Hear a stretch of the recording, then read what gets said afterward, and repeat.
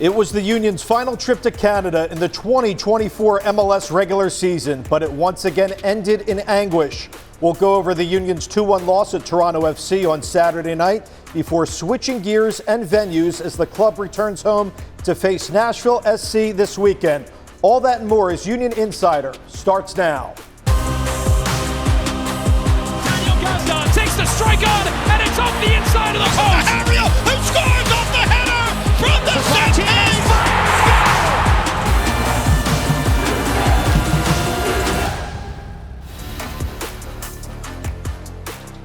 Hey everyone, and welcome back to another edition of Union Insider presented by Independence Blue Cross. With Union legends Sebastian Latou and Sheanon Williams, I'm Dave Leno. The Union's first trip north of the border this season came just a few weeks ago in Montreal, a match in which the Union were up a goal at the half, only to relinquish that lead in the second half. But this time it was against Toronto FC, a team that just the Union had not picked up a win since May 18th. And although there's still time left in the 2024 regular season before Leagues Cup, the clock has certainly been ticking for both sides coming into this one. Here's how it all went down at BMO Field.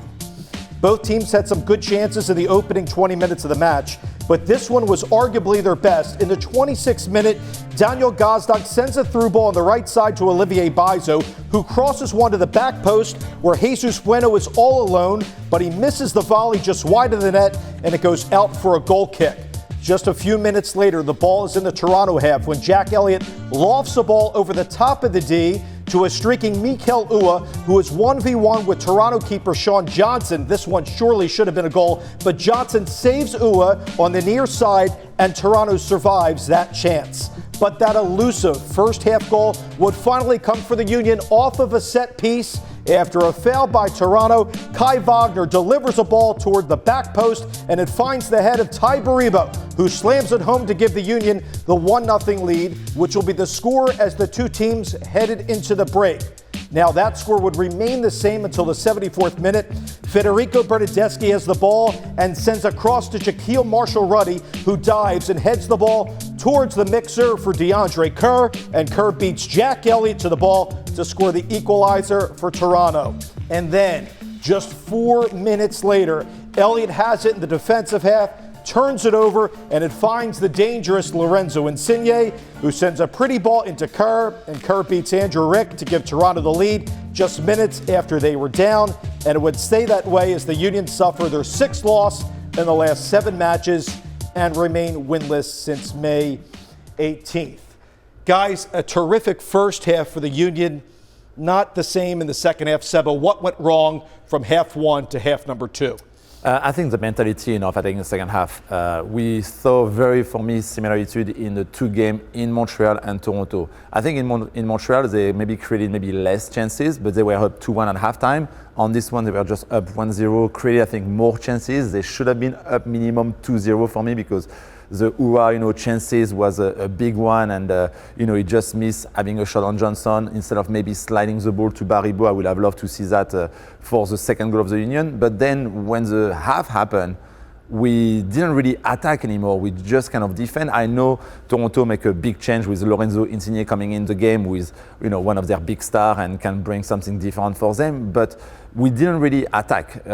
Like in Montreal, all my head was on the left side. I didn't really move to the right side commenting the game with you, because we have nothing really happening for the Union offensively. It was just dropping the block, getting play through, even if Jim Curtin makes some sub as well, into the midfield. But it was too easy, for Toronto to create chances. And at the end, with a big mistake, from Jack Elliott losing the ball, kind of, again, a lot of giveaway and mistake out of the back this season. We, give the loss, and it was kind of like the same type, again, of music we saw a lot this season with a great first half. I think it was a very, very good first half from the team. But then coming in the second half, something must have changed in the mentality of the team, whatever has been said at the locker room, but it was not the same team we saw in the second half. I agree. Well said. It really was like the same old song for the Union. What's been the most hair-pulling moment for you, Sheanon, when you analyze defensively some of the breakdowns as of late? It's just the cheap goals that they've been giving away. We were so used to and accustomed to seeing this team really lock up on the defensive side of the ball, and that's been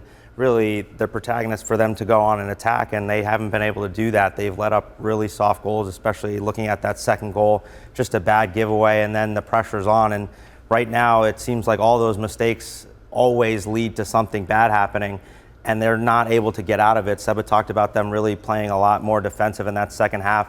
That's also been part of the script this year, not being able to put away a team, maybe scoring 2 in the first half, and now you have a different game where you can open up and feel a little bit more confident. Right now, you're back, you're on your heels in that second half, especially being away from home. You know that they're going to come out and give you your best punch, and they're not able to punch back right now. No, and they need, I would say, more aggression from half number 1 to both your points and half number 2. And what's frustrating is that this team is creating goal-scoring opportunities, as both of you just documented. This team should have had 2-3 goals in that game. Bueno misses a tough volley with his left that I just said a moment ago, and then Ua from point-blank range. Is that frustrating to you guys as well, just offensively? We're not able to bury chances. It seems like we're not sharp in the final third as well.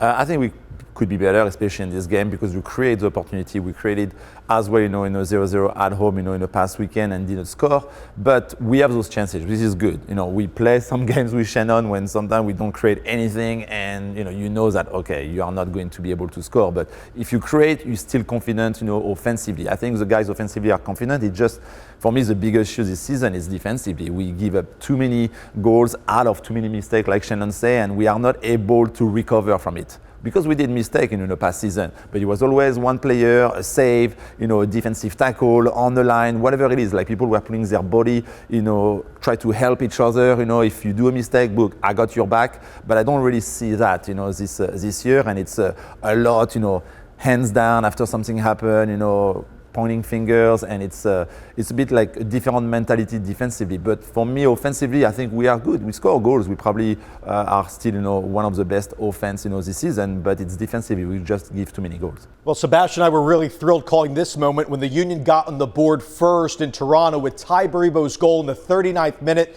which we'll break down right now on this week's Key Play of the Week, presented by Subaru. Sheanon's at the video monitor to break it all down. Sheanon. This week we're going to go over the opening goal in the match against Toronto. It's Ty Baribo coming from the set piece. One of the Union's bright spots in the attacking third this year have been their set pieces. We know what Kai Wagner can do on the ball. We see Ty Baribo up here on the flip side of the defender, just not doing a good enough job marking him up. You'll see him just really kind of get in behind that defender, and then it's just such a good job to get his head down, keep it on frame, and just give himself a chance to score. Does a really good job once the ball gets in on him, just to kind of let it go in off his head. Doesn't need to do much in terms of putting the power on it, just because of the great ball that Kai plays in. It's a great way to open up the game, and with a goal in the first half, we thought the Union were going to be on to bigger and better things. It was unfortunate that they end up losing this game, but it's been a good couple weeks for Ty Baribo, one of the Union's bright spots so far. Well done, Sheanon, and the third goal this season for Baribo. Hopefully that will continue in the latter stretch of the season. We're coming up on a break, but first, here's this week's Union Trivia question presented by United Concordia. The Union played Nashville SC at the opening game of their stadium, Geodis Park, back on May 1st, 2022. Now, which Union player scored the first ever goal in that stadium? Find out the answer later in the show. So the Union 2 locker room is very unique. What is that environment like? To be quite honest with you, I asked some of the older guys to tell some of the younger first-team guys that were going to come and play second-team football this year about their experience and how much it helped them and how it kind of paved the way for them. Welcome back to Union Insider, presented by Independence Blue Cross. With the 2024 Euros and Copa America wrapping up this past weekend, the international soccer spotlight turns to the Olympics, which starts in just a couple of weeks. Now, for the first time in club's history, the Union will have representation in the Olympics for active players in the form of homegrown stars Jack McGlynn and Nate Harriel, as they'll be playing among some of the best players in the world in Paris. Here's Sage Hurley with more on this week's Union Roundup, presented by Green Mountain Energy.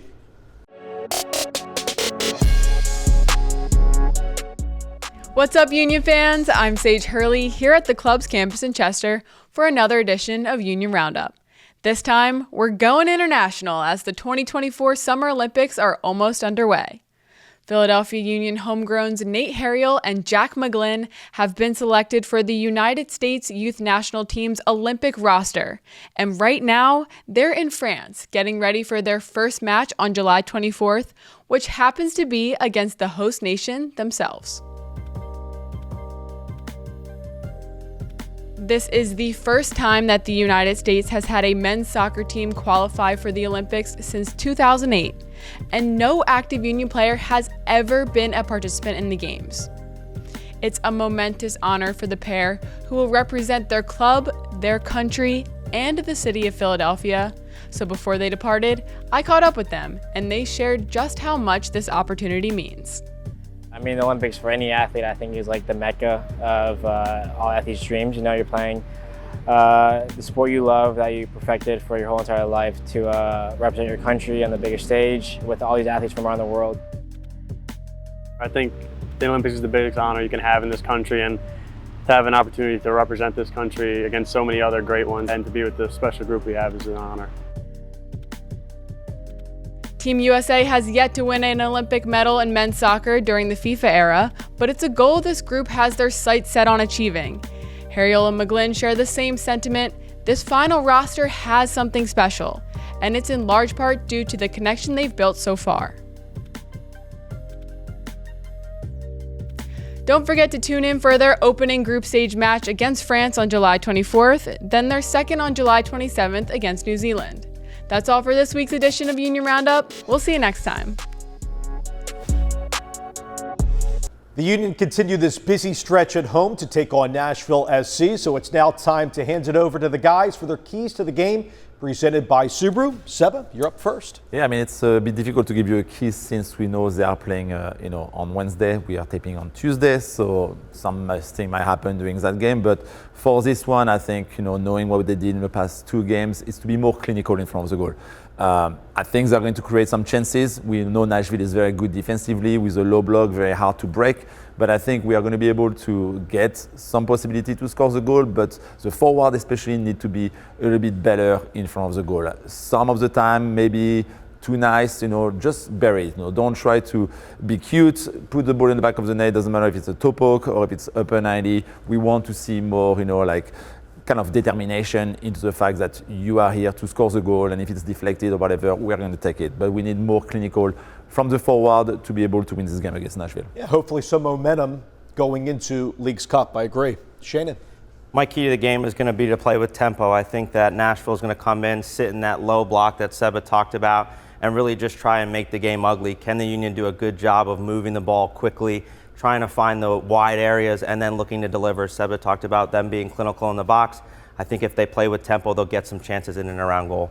All right, so let's dissect this Nashville team in a little more detail. They come into the week in ninth. Now, they did play Orlando on Wednesday. They came into that matchup losing 4 consecutive. They fired their manager, Gary Smith, who led them to the playoffs since their inaugural season in MLS in the 2020 campaign. But it's been a little bit dismal as of late. They have Ruben Menthali as an interim. It's his last game against the Union. And then former Union assistant coach with the U.S. team, B.J. Callahan, assumes the job for Nashville going into League's Cup. How does that coaching change things for this Nashville side, and what are they looking to prove under their new manager in Callahan?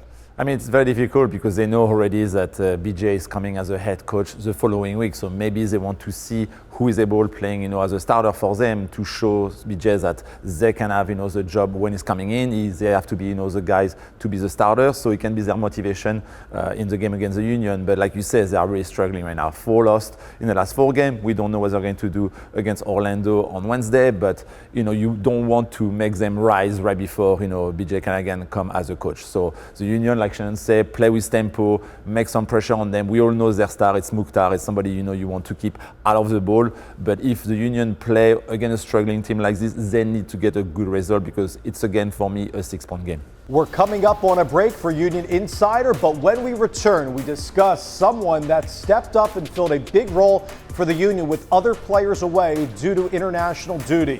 We'll be back right after this. Time for this week's Chick-fil-A Nugget of the Week. Kai Wagner has 63 key passes this season, tying a season total from 2023. This is good for third in all of MLS, behind Lucho Acosta with 82 and Ryan Gold with 64. Welcome back to Union Insider, presented by Independence Blue Cross. The Union have been missing players due to international duty and injuries, so some players have had to step up in their place. Look no further for an example than this midfielder, Jesus Bueno, who gets the spotlight in this week's player profile presented by Subaru. Bueno signed with the Union on July 29, 2021 after spending parts of 5 seasons with Deportivo Lara in the first-tier Venezuelan division. The 25-year-old has 2 goals this season in 10 appearances, most of which have come in the Union's last several games.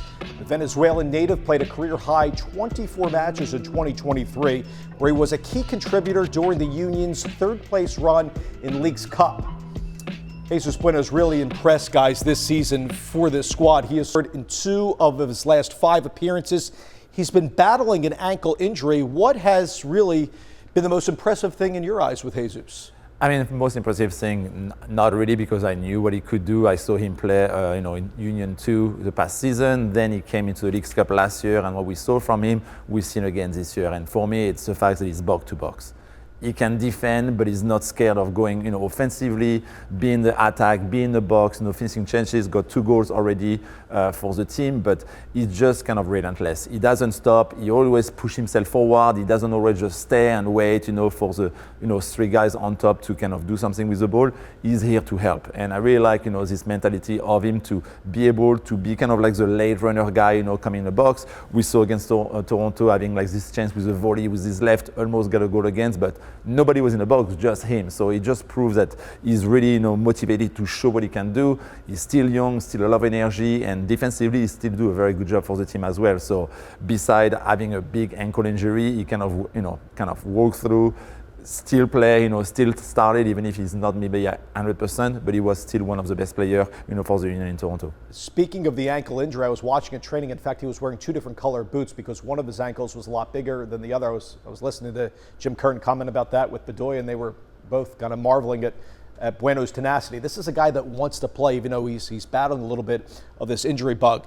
Sheanon, I'll ask you about Jesus. Didn't get a lot of playing time at the start of the season. He's only made 7 starts. What's that like for the player, not playing a lot from the get-go, and now all of a sudden thrust into a situation where he's getting some playing time? Anytime you're in a situation where you're not playing consistently from game to game, it's hard to get that rhythm. It's hard to build that confidence that you're looking for as a player. For Jesus, it's similar to last year, now coming on at the right time, getting his opportunity because of different players leaving or being injured. And he just brings a different profile than any of the other midfielders that the Union have. Seba talked about him being box to box. That's something that the Union don't have a lot of. It's usually one or the other. You're the defensive midfielders, which we see in Martinez and Flock, or you're the attacking midfielder that we see them have in Gazdag. He does a bit of both. We saw him score against Montreal, so he has the goals in him. And then on the defensive side of the ball, he does a really good job of breaking up plays and covering a lot of ground. So again, a different player profile than what you're accustomed to seeing with the Union midfielders. It was a busy weekend in MLS, so let's take a look at some of the other big moments in this week's Around the League presented by Torque. Charlotte FC continued their impressive form this season on Saturday, picking up arguably their best win of the season as they went into Cincy and beat the Supporter Shield leaders 3-1 behind goals from Lori Tavares, Liel Abada, and Kerwin Vargas. It was a rematch of the 2023 MLS Cup final on Saturday at BMO Stadium in LA, but it was the roadside and defending champs that would prevail. Columbus Crew boat raced LAFC on Saturday, beating the Western Conference leaders 5-1 and cementing themselves as the hottest team in MLS with their 9th win in the last 10 matches. Certainly Wilfried Nancy is getting it done. When Union Insider returns, Seba and Sheanon will give us their players to watch for Saturday's match as the Union hosts Nashville SC. We'll be right back after this.